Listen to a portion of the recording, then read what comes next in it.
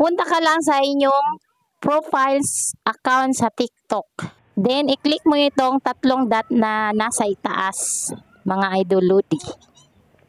Ayan. Then, mapupunta kayo dito. Then, dito, i-click mo lang ang Creator Tools. Ayan. Then, mapupunta ka naman dito. So, ayan, meron na kayo makikita dyan na monetization. Then, i-click mo lang ang TikTok Shop. Then, mapupunta ka naman dito. Dito mga idol Lodi, dito yung makikita mo na pwede ka na makapag-apply ng affiliate.